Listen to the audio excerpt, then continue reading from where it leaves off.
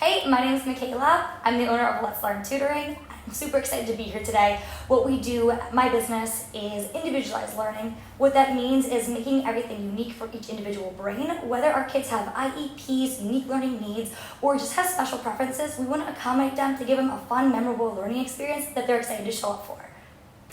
So, thank you so much for being here. Thank you for having me. Super excited to be here. So, I actually met you at an event that we held, and obviously love your energy. Appreciate it. And we're neighbors. I know, so cool on the same street. Right? And we cater to the same types of clients. So, can you tell me a little bit more about your business? Absolutely. So, primarily, my company is an education-based company. Mm-hmm. We serve K through 12 learners.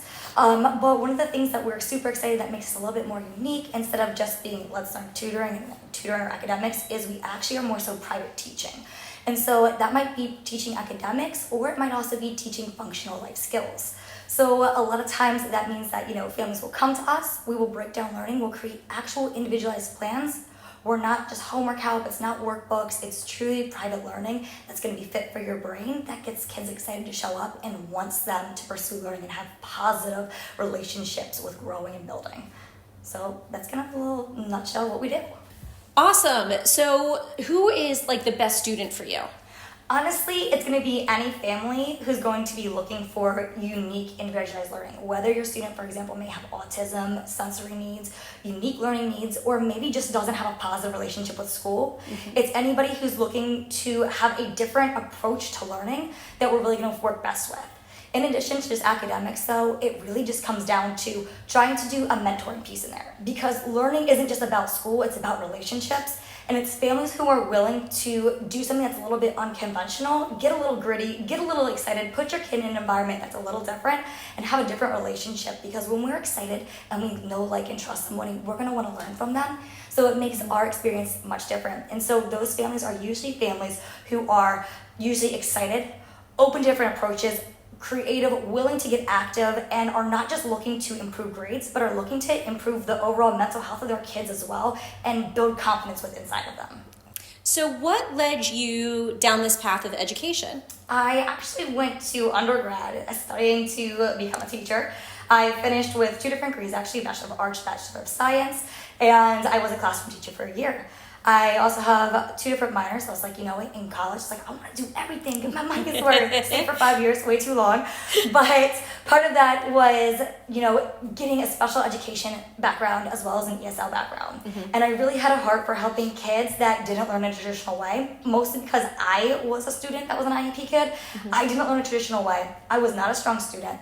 In middle school, I actually failed. I had to go to summer school. Never thought I'd be a teacher. And so through different trials and tribulations, that kind of brought me to the, I want to learn differently. I want to make that different experience for other kids. Mm-hmm. But then once I got into the classroom, one of the biggest things I ran into admin was not being able to do it my way. Because we say that we're going to have an individualized education plan, mm-hmm. but it's really not truly individualized. It's individualized based on clicking goals in a system. So we're really just providing different options based on what the school approves. It's not really truly individualized for that mm-hmm. student.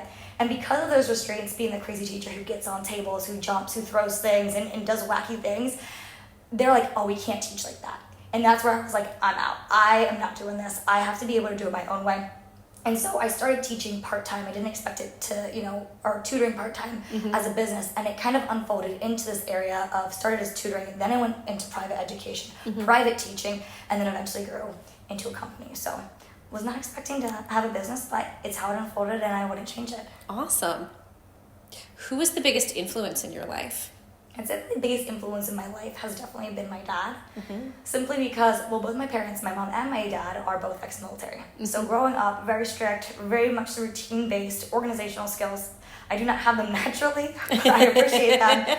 But definitely I would say my dad, because my dad is also a business owner. Mm-hmm. And growing up, I got to see the lengths that he would extend himself to for running his business, organizing things, how to treat clients, but also how to make a unique experience and truly make it tailored to what your customers' needs are. Mm-hmm. And although he is in an electrical sector, it's very different from what I do, but just seeing how he was able to operate, I was like, oh my gosh, I grew up thinking that if I'm going to own a business, that's just how you operate. Right. I didn't realize that a lot of business owners don't necessarily uphold the same consistent standard or small business, care and love as they grow and expand.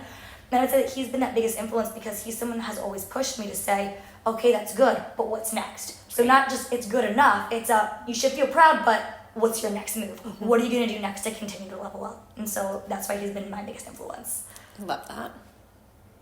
So what would be your biggest piece of advice for the next generation? I'd say stop reading all the information about how to do something and just go out and try to do something.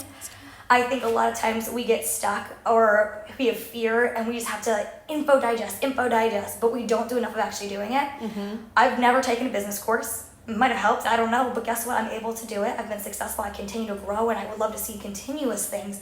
But I find that the biggest thing is just learning by doing. Mm-hmm. And that's one of the biggest ways that I build my own confidence because I can know about a topic and I can read endlessly to it. Until I start doing it, it's completely different. Mm-hmm. And so I say just go out there, execute it, try your best, and then just exercise it, like I said, over and over again until you get really good at it, and then you feel confident with it. You got to earn it. And so that would be my biggest advice. That's some great advice.